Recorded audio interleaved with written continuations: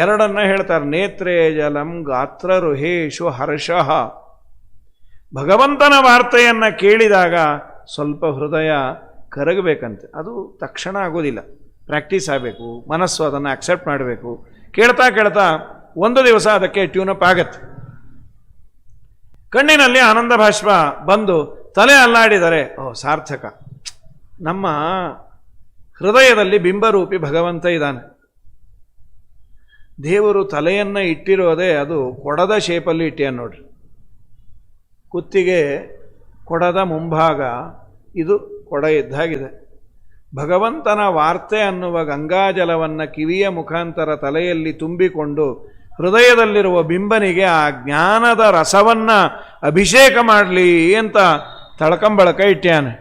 ಅದು ಕಿವಿಯಲ್ಲಿ ನಾವು ಪೂರ್ಣ ವ್ಯಾಲ್ವನ್ನೇ ಬಂದ್ ಮಾಡಿ ಒಳ್ಳೆ ನೀರನ್ನೇ ಬಿಡದೇ ಇದ್ದರೆ ಭಗವಂತನ ವಾರ್ತೆ ಎಂಬ ಜಲವನ್ನು ಬಿಟ್ಟು ಹೃದಯದಲ್ಲಿರುವ ಬಿಂಬನಿಗೆ ಅದನ್ನು ಅಭಿಷೇಕ ಮಾಡಿ ಪುನಃ ಪುನಃ ಅದನ್ನು ಸ್ಮರಣೆ ಮಾಡಬೇಕು. ಶೃಣ್ವನ್ ಗೃಣನ್ ಸಂಸ್ಮರಯನ್, ಮೇಲಿಂದ ಮೇಲೆ ಅದನ್ನು ಮೆಲಕು ಹಾಕಿ ಭಗವಂತನ ವಾರ್ತೆಯನ್ನು. ಹಾಗಾಗಿ ಭಗವಂತನ ಮಹಿಮಾ ಸಮುದ್ರ ವೇದಗಳು, ಅಲ್ಲಿ ಹೇಳಿದ ಭಗವಂತನ ಮಹಿಮೆಯನ್ನು ಕೇಳಿ ಶ್ರುತಿಜ ಆನಂದ ಭರೇಣ ಸದ್ಗುಣಾನಾಂ ಅಪಿತು ಪ್ರಭು ಬಂಧು ದುರ್ಗುಣಾನಾಂ. ಪ್ರಭುಗಳು ಅಂದರೆ ನಮಗೆ ಅನ್ನ ಹಾಕಿದವರು, ವಿದ್ಯೆ ಹೇಳಿಕೊಟ್ಟವರು, ನಮ್ಮ ಕುಲಗುರುಗಳು, ಯಾರ್ಯಾರಿರ್ತಾರೋ ದೊಡ್ಡವರು, ಅವರನ್ನು ಬೈತಾ ಇದ್ರೆ ಏನು ಹಲ್ವಾ ತಿಂದ ಹಾಗೆ ಈ ಮನಸ್ಸಿಗೆ. ಎಷ್ಟು ತಲೆಯ ಅಲ್ಲಾಡತ್ತೋ. ಬಂಧುಗಳು ಏನೋ ಪಾಪ ಒಂದಿಟ್ಟು ಉಪಕಾರ ಮಾಡಿರ್ತಾರೆ, ಒಂದು ಹಂತಕ್ಕೆ ಅವರು ಸ್ವಲ್ಪ ನಿಲ್ಲಿಸಿರ್ತಾರೆ. ಆ ಉಪಕಾರ ಮಾಡಿದ್ದೇ ತಪ್ಪು ಅನ್ನೋ ಅಷ್ಟು ಬೈತಾ ಇರ್ತಾರೆ. ಇಷ್ಟ್ಯಾಕೆ ಮಾಡಬೇಕಾಗಿತ್ತು ರೀ ಈ ಥರ ಕೈ ಬಿಡೋದಾದರೆ? ಏನೋ ನಮ್ಮ ಕೈಲಿ ಆಯಿತು ಅವತ್ತು ಮಾಡಿದ್ವಿ, ಸುಮ್ಮನೆ ರೀ, ನೀವು ಮಾಡಲ್ಲ ಅಂದಿದ್ರೆ ನಾನು ಅವತ್ತೇ ಇನ್ಯಾರನ್ನೋ ನೋಡ್ಕೋತಾ ಇದ್ದೆ ಅಂಥೇಳಿ ಈ ಮಾಡಿದ್ದನ್ನೆಲ್ಲ ಬಿಟ್ಟು ಮಾಡದೇ ಇದ್ದದ್ದನ್ನೇ 10 ಜನದ ಮುಂದೆ ಹೇಳೋದು. ಅಲ್ಲ, ನೀವು 5-6 ವರ್ಷ ಅವ್ರ ಮನೆಯಲ್ಲೇ ಇದ್ರಲ್ಲ, ಇದ್ವಿ ಬಿಡಿ, ಅವ್ರ ಪುಣ್ಯ ನಮ್ಮಂಥವ್ರು ಸಿಕ್ಕಿದ್ದು. ಇದು ಬೇರೆ ಬಂಧು. ಆಮೇಲೆ ದುರ್ಗುಣ, ಅವರ ಪ್ರಭು ಬಂಧು ದುರ್ಗುಣಾನಾಂ. ಬಂಧು ನಮ್ಮ ಬಂಧುಗಳು. ಸೊ ನಿಜವಾದ ನಮ್ಮ ಬಂಧುಗಳು ಅಂದರೆ ತತ್ವಾಭಿಮಾನಿ ದೇವತೆಗಳಲ್ವ, ಸದಾ ನಮ್ಮೊಟ್ಟಿಗೆ ಇದ್ದು ಹನುಮ ನಮ್ಮ ತಾಯಿ ತಂದೆ, ಭೀಮ ನಮ್ಮ ಬಂಧು ಬಳಗ, ಆನದ ತೀರ್ಥರು ಗತಿ ಗೋತ್ರವಯ್ಯ. ಭೀಮಸೇನ ದೇವರು ನಮ್ಮ ಬಂಧು ಬಳಗ, ಅಥವಾ ವೈಷ್ಣವೇ ಬಂಧು ಸತ್ಕೃತ್ಯ ಅಂತ 11ನೇ ಸ್ಕಂದ ಭಾಗವತದಲ್ಲಿ ದೇವರ ಆರಾಧನೆಗೆ 11 ಸ್ಥಳವನ್ನು ಹೇಳಿದ್ದಾರೆ. 11 ಸ್ಥಳದಲ್ಲಿ ವೈಷ್ಣವರಲ್ಲಿ ದೇವರ ಆರಾಧನೆ ಮಾಡಿ, ವಿಷ್ಣು ಭಕ್ತರನ್ನು ನೀವು ಆರಾಧನೆ ಮಾಡಿದರೆ ದೇವರ ಪೂಜೆ ಮಾಡಿದಂತೆ, ದೇವರ ಅಧಿಷ್ಠಾನ ಅವನು. ವೈಷ್ಣವರನ್ನು ಆರಾಧನೆ ಮಾಡುವ ಬಗೆ ಹೇಗೆ ವಿಷ್ಣು ಭಕ್ತರನ್ನು ಅಂದರೆ ಅದರ ವಿವರಣೆಯನ್ನು ವೇದವ್ಯಾಸ ದೇವರು ಅಂದರು. ಬಂಧು ಸತ್ಕೃತ್ಯ, ನಿನ್ನ ಬಂಧು ಬಳಗಕ್ಕೆ ನೀನು ಯಾವ ರೀತಿಯಾಗಿ ವ್ಯವಸ್ಥೆ ಮಾಡ್ತೀಯೋ. ಸಾಮಾನ್ಯವಾಗಿ ಬಂಧು ಬಳಗ ಬಂದಾಗ ಸ್ವಲ್ಪ ಮನೆಯೆಲ್ಲ ನೀಟ್ ಮಾಡಿರ್ತೀವಿ, ಚೆನ್ನಾಗಿ ಕಾಣಲಿ, ಅವ್ರು ಮತ್ತೆ ಆಡ್ಕೊಂಬಿಟ್ರೆ ಕಷ್ಟ ಅಂಥೇಳಿ ಹೊಸ ಬೆಡ್ಶೀಟ್ ಹಾಸಿ ಮನೆಯೆಲ್ಲ ಸಾರಿಸಿ ಗುಡಿಸಿ. ಯಾವಾಗೋ ಮಾಡಿರ್ತಾನೋ ಇವನು, ಬರ್ತಾನೆ ಅಂದರೆ ಯಾಕನ್ನ ಬರ್ತಾನೋ, ಸುಮ್ಮನೆ ಆಡ್ಕೋತಾರಪ್ಪ, ಆ ಹೊಸ ಬೆಡ್ಶೀಟ್ ಹಾಸೋಣ, ಮತ್ತು ಅವ್ರು ಬಂದಾಗ ಒಳ್ಳೊಳ್ಳೆ ಮೆನುಗಿನು. ನೀವು ದಿನ ಇದೇ ಥರ ತಿಂತೀರಾ? ಇಲ್ಲ, ನೀವು ಬಂದಿರಿ ಅಂತ ಇವತ್ತು ಕಮ್ಮಿ ಮಾಡಿ, ನೀವು ಬೇಡ ಅಂತೀರ ಅಂತ ಇದಕ್ಕಿಂತ ಜಾಸ್ತಿನೇ ಮಾಡಿ, ಏನೂ ಮಾಡಿರಲ್ಲ ಅಂತೂ ಅವ್ರ ಮುಂದೆ ಸ್ವಲ್ಪ ಫಾಲ್ಸ್ ಪ್ರೆಸ್ಟೀಜನ್ನು ನಾವು ತೋರಿಸಿ ಮಾಡಿ ಅವರಂತಾರೆ, ಓ ಏನು ನಿಮ್ಮ ಮನೆ ಅರಮನೆ ಇದ್ದಾಗಿದೆ, ಹೀಗೆ ಹೇಗಿಟ್ಟೀರಿ? ಸಹಜವಾಗಿ ಹೀಗೆ ಇಟ್ಕೊಂಡಿರ್ತೀವಿ ನಾವು. ಅವ್ನು ಇದ್ದಕ್ಕಿದ್ದ ಹಾಗೆ ವಿಸಿಟ್ ಮಾಡಿದಾಗ ಗೊತ್ತಾಗುತ್ತೆ ಇವ್ರ ಮನೆಗೆ ಬಂದ ಅಂತ. ಹಾಗಾಗಿ ನಮ್ಮ ಬಂಧು ಬಂದಾಗ ಅವನಿಗೆ ನಾವು ಹೊಸ ಹೊಸ ಪದಾರ್ಥಗಳನ್ನು ಮಾಡಿ ಸಂಭ್ರಮದಿಂದ ಅವನು ಬಂದದ್ದನ್ನು ಅವನಿಂದ ನಮಗೆ ಮಾರ್ಕೆಟಿಂಗ್ ಸಿಗಲಿ ಅಂತ ಮಾಡ್ತೇವಲ್ಲ, ವೈಷ್ಣವೇ ಬಂಧು ಸತ್ಕೃತ್ಯ. ಒಬ್ಬ ವಿಷ್ಣು ಭಕ್ತ ನಿನ್ನ ಮನೆಗೆ ಬಂದರೆ, ಬಂಧು ಬಂದಾಗ ಯಾವ ರೀತಿಯಾಗಿ ಅವನಿಂದ ನೀನು ಮಾರ್ಕೆಟಿಂಗಾಗಿ ಮಾಡ್ತಿ, ಇಲ್ಲಿ ಯಾವ ಮಾರ್ಕೆಟಿಂಗ್ ಬೇಡ, ಭಗವಂತನ ಸನ್ನಿಧಾನ ಇದೆ ಅಂಥೇಳಿ ಅವನ ಸತ್ಕಾರವನ್ನು ಮಾಡಿದರೆ ದೇವರು ಪ್ರೀತನಾಗ್ತಾನಂತೆ. ಆದರೆ ಅವರನ್ನೇ ಬೈತಾ ಕೊಡ್ತೀವಿ. ಪ್ರಭು ಬಂಧು ದುರ್ಗುಣಾನಾಂ ಶ್ರವಣಾರ್ಥಂ ಚಲಿತಂ ಭವತ್ಯಶಂಕಂ. ಅಶಂಕ ಅಂತಂದರೆ ಸಂಕೋಚವೇ ಇಲ್ಲ.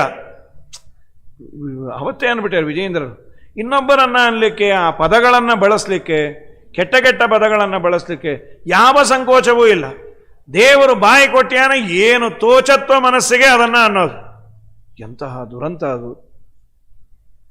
4 ಜನ ಅದನ್ನು ಮೆಚ್ಚಬಹುದು, 4 ಜನ ನಿನಗೆ ಇಲ್ಲಿ ಕ್ರೆಡಿಟ್ ಕೊಡಬಹುದು. ಮುಂದಿನ ಜನ್ಮದಲ್ಲಿ ದೇವರು ಬಾಯೇ ಕೊಡೋದಿಲ್ಲ. ಕಂಡವರನ್ನು ಅಂತಿಯಲ್ಲ ಮಗನೇ, ನಿನಗೆ ನಾಲಿಗೆನೇ ಬೇಡ ಅಂತ. ಆಚಾರವಿಲ್ಲದ ನಾಲಿಗೆ, ನಿನ್ನ ನೀಚ ಬುದ್ಧಿ ಇಲ್ಲದ ನಾಲಿಗೆ. ಯಮಧರ್ಮರಾಜ ಮೇಲಿಂದ ಮೇಲೆ ಗರುಡ ಪುರಾಣಗಳಲ್ಲಿ ಬರುವ ಮಾತುಗಳು, ಇನ್ನೂ ಬೇರೆ ಬೇರೆ ಉಮಾಮಹೇಶ್ವರ ಸಂವಾದದಲ್ಲೂ ಈ ಮಾತಿದೆ.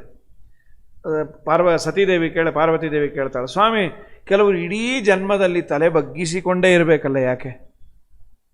ಇನ್ ಅದರ್ ವರ್ಡ್ಸ್, ಇನ್ನೊಬ್ಬರಿಗೆ ಪಾಪ ತಗ್ಗಿ ಬಗ್ಗಿ ಎಲ್ಲರಿಗೂ ಸಲಾಂ ಮಾಡಬೇಕು, ಯಾಕೆ? ತಲೆ ಎತ್ತಿ ನಿಲ್ಲಿಕ್ಕಾಗೋದೇ ಇಲ್ಲಲ್ಲ. ಅದಕ್ಕೆ ರುದ್ರದೇವರಂದರು, ದೇವರು ಹಿಂದೆ ತಲೆಯನ್ನು ಕೊಟ್ಟಾಗ ದೊಡ್ಡವರಿಗೆ ಯೋಗ್ಯರಿಗೆ ಬಗ್ಲಿಲ್ಲ. ದೊಡ್ಡವರ ಮಹಿಮಾದಿಗಳನ್ನು ಕೇಳಿ ಅವನು ಒಂದು ದಿವಸ ತಲೆ ಅಲ್ಲಾಡಿಸ್ಲಿಲ್ಲ. ಅದರ ವಿರುದ್ಧವಾಗಿ ನನ್ನ ಸಮ ಇಲ್ಲ ಅಂತ ಸೆಟದು ನಿಂತ, ನನಗೆ ತಲೆ ಇದೆ, ನನ್ನ ಸಮ ತಲೆ ಯಾರಿಗಿಲ್ಲ ಅಂತ ತಲೆಗೆ ಬಂದಂತೆ ಯಾರನ್ನ ಬೇಕಾದರೆ ಏನಾದರೂ ಅಂದ.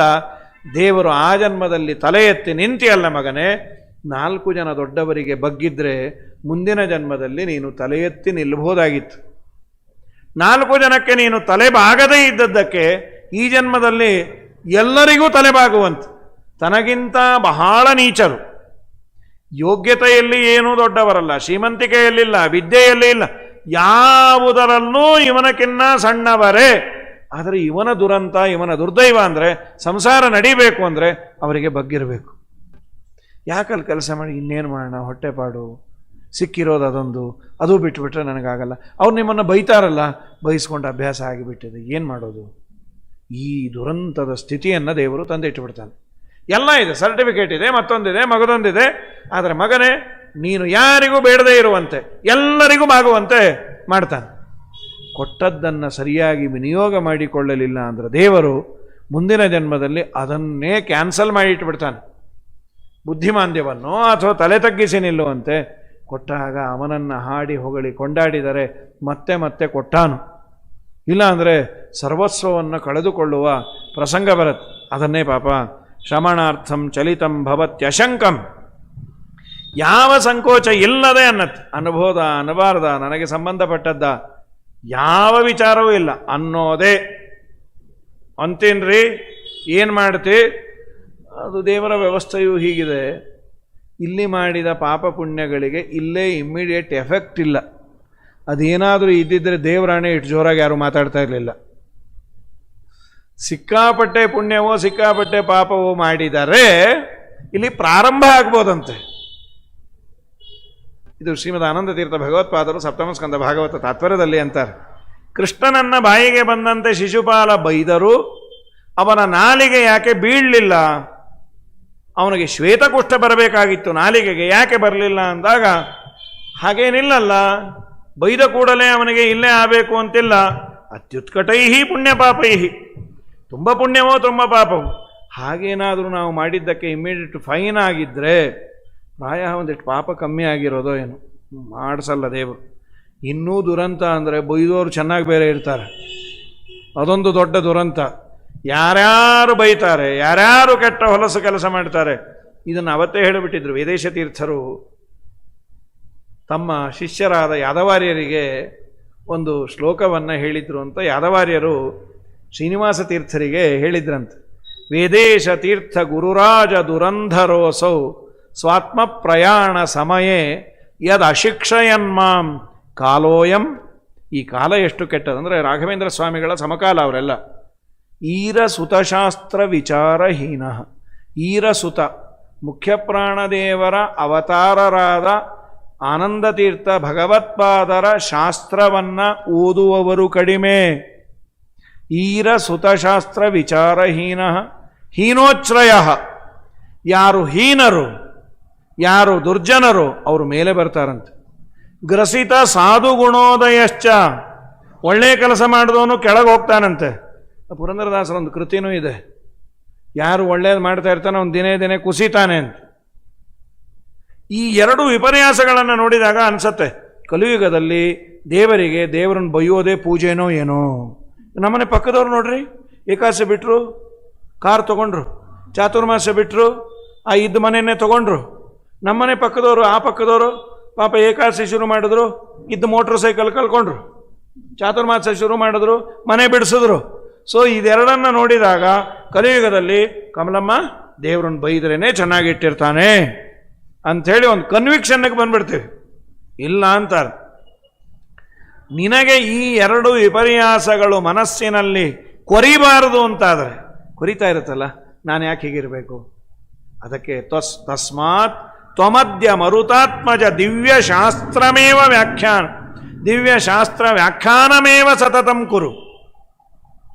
ವೇದವ್ಯಾಸ ದೇವರ, ಆನಂದತೀರ್ಥ ಭಗವತ್ಪಾದರ, ಶ್ರೀಮತ್ ಟೀಕಾಕೃತ್ಪಾದರ ಶಾಸ್ತ್ರಗ್ರಂಥಗಳಿಗೆ ವ್ಯಾಖ್ಯಾನವನ್ನೇ ಬರೀತಾ ಇರು, ಮನಸ್ಸು ಬೇರೆ ಕಡೆ ಡೈವರ್ಟ್ ಆಗೋದಿಲ್ಲ ಅಂತ ನನ್ನ ಗುರುಗಳು ನನಗೆ ಹೇಳಿದ್ರು. ಅದನ್ನು ನಿಮಗೆ ಹೇಳ್ತಾ ಇದ್ದೇನೆ ಅಂತ ಬಿದರಳ್ಳಿ ಶ್ರೀನಿವಾಸ ತೀರ್ಥರಿಗೆ ಯಾದವಾರ್ಯರು ಹೇಳಿದ್ರಂತೆ.